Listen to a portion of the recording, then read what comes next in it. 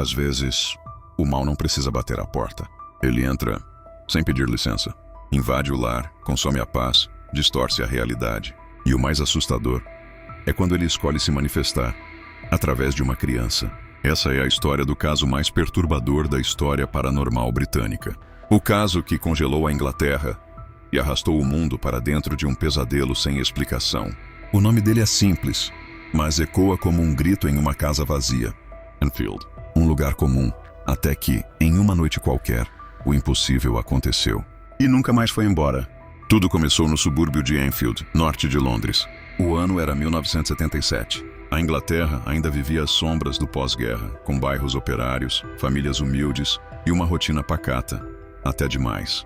Na 284 da Green Street, morava Peggy Hodgson, uma mãe solteira com 4 filhos. Margaret, a mais velha, Janet, com 11 anos, Johnny, de 10, e Billy, o caçula, com apenas 7. A casa era pequena, apertada, com paredes úmidas e móveis antigos, mas havia calor humano ali. Havia amor. Até que em uma noite fria de agosto algo mudou. Janet e Johnny estavam no quarto brincando quando ouviram um barulho, baixo, irregular, como se alguém arrastasse um móvel no andar de baixo. "Mamãe?" chamou Janet. Silêncio. Os dois desceram lentamente, acreditando que era o vento ou o gato. Mas a sala estava vazia e o sofá tinha se movido. Eles não sabiam, mas aquele era o primeiro aviso. Nos dias seguintes, os ruídos voltaram, batidas secas, como se alguém estivesse dentro das paredes. Peggy pensou que fossem canos antigos, ou madeira dilatando com o frio. Mas então, objetos começaram a se mover sozinhos. Uma cadeira que deslizava alguns centímetros. Uma gaveta que se abria durante a madrugada. Quadros que caíam sem motivo. E as batidas ficavam mais altas, mais violentas. Até que, em uma madrugada gelada, Janet foi jogada da cama. Não caiu, foi arremessada. A menina chorava, tremia, tentava explicar, mas ninguém acreditava. "Foi um sonho, Janet. Você deve ter se mexido." Mas ela sabia. Algo estava no quarto. Algo que não era humano. Peggy começou a perceber mudanças na filha. Janet passou a falar sozinha, murmurando em voz baixa, olhando fixamente para o nada. Tinha pesadelos todas as noites e dizia que uma voz falava com ela. Uma voz de homem. Velha, áspera, como se saísse de uma garganta cheia de terra. A família, desesperada, chamou a polícia. 2 oficiais foram até a casa. Conversaram, vasculharam os cômodos. E então, testemunharam o impossível. Uma cadeira se moveu sozinha. Diante deles, devagar, arrastando no chão, sem ninguém por perto. Um dos policiais assinou um depoimento formal. Mas o que fazer? Não havia crime. Apenas medo. A história se espalhou. Jornais começaram a aparecer na porta. "Casa assombrada em Enfield", diziam as manchetes. Curiosos se acumulavam na calçada, tirando fotos, zombando, gritando ofensas. Mas lá dentro, não havia espetáculo. Só pânico. Janet estava piorando. Começou a entrar em transe. Sua voz mudava, tornava-se gutural, grotesca, um tom que nenhuma criança poderia produzir. E então, ela começou a falar como se fosse outro ser. "Meu nome é Bill", disse, com os olhos revirados. Os investigadores anotaram tudo.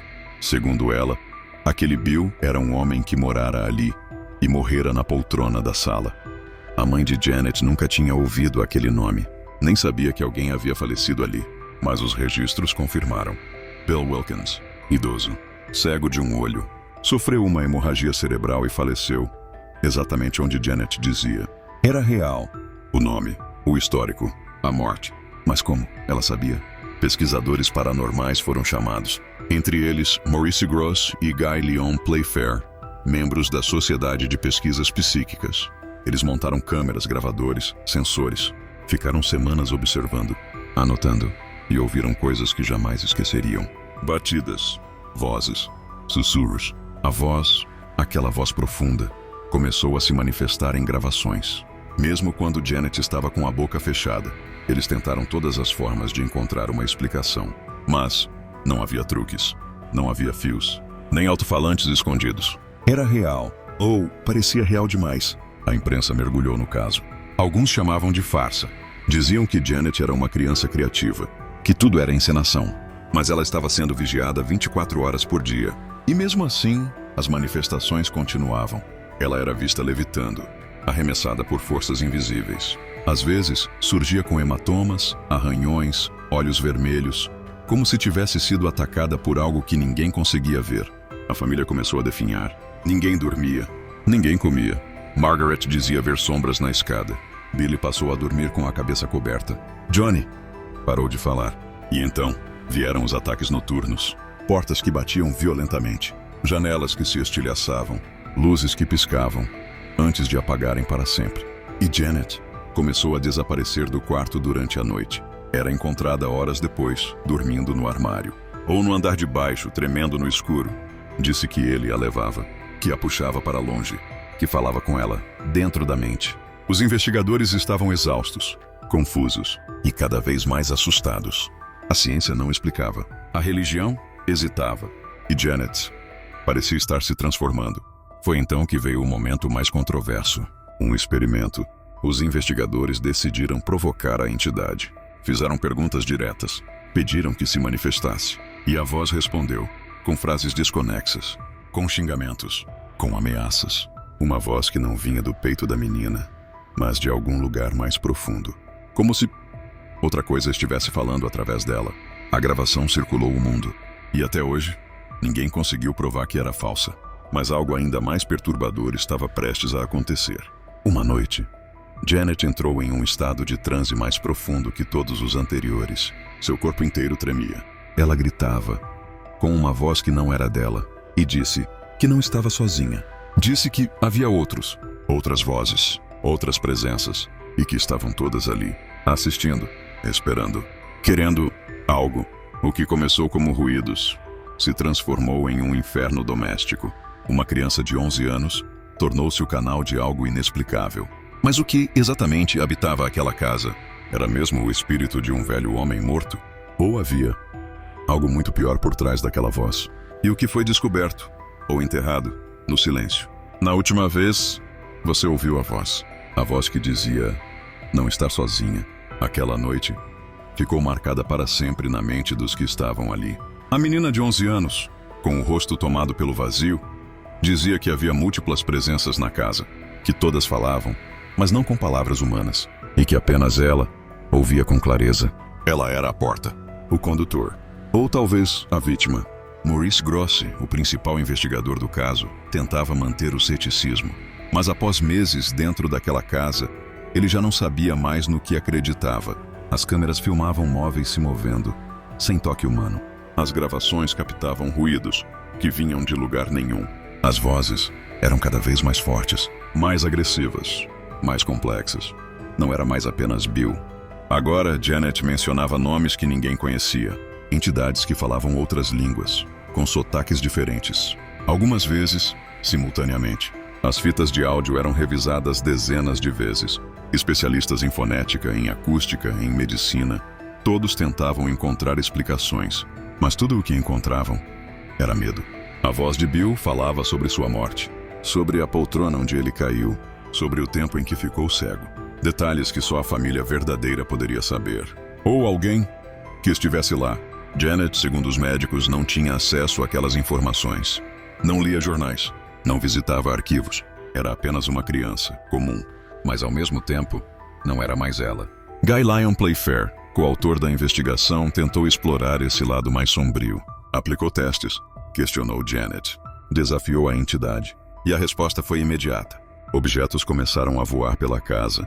Livros, pratos, brinquedos. E a voz dizia coisas sobre a vida pessoal dos investigadores. Coisas íntimas.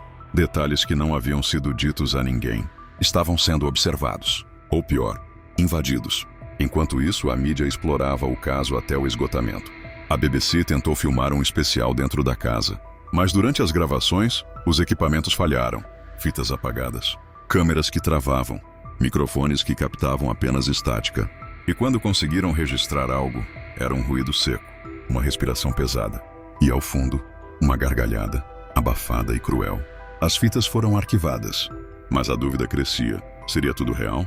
Ou uma farsa cuidadosamente construída? Céticos começaram a pressionar.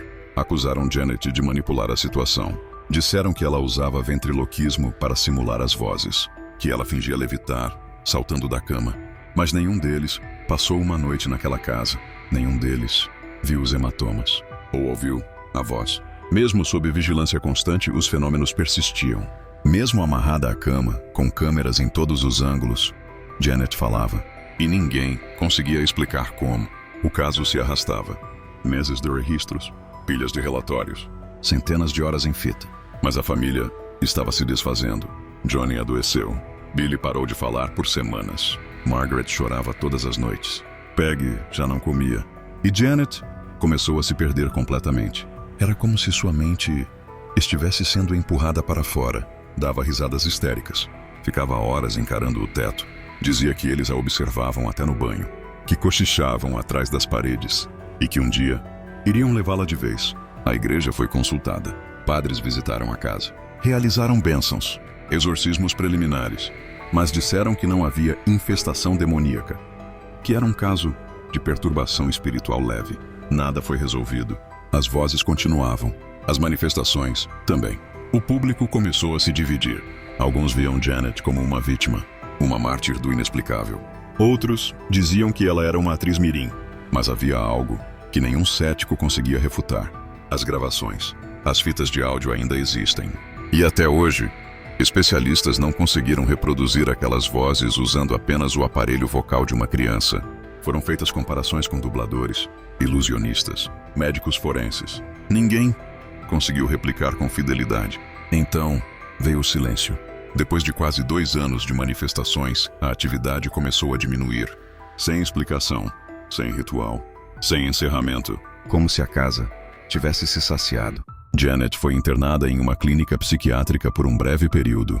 Os investigadores deixaram o caso. A mídia foi atrás de novas tragédias. E a Green Street voltou ao anonimato. Anos depois, Janet cresceu. Tentou seguir com a vida. Casou-se. Teve filhos. Mas em entrevistas disse que nunca foi livre. Que às vezes ainda ouvia a voz de Bill. Que o rosto dele aparecia em pesadelos. E que ela sabia que havia algo real naquela casa. Algo que ninguém conseguiu entender. Alguns dizem que tudo foi uma grande encenação infantil.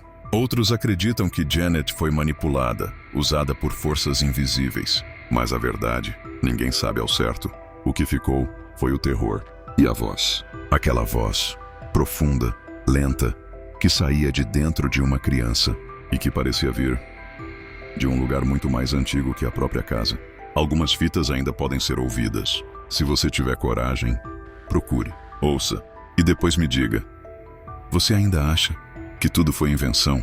Ou será que há algo observando você agora, em silêncio, esperando, como em Enfield?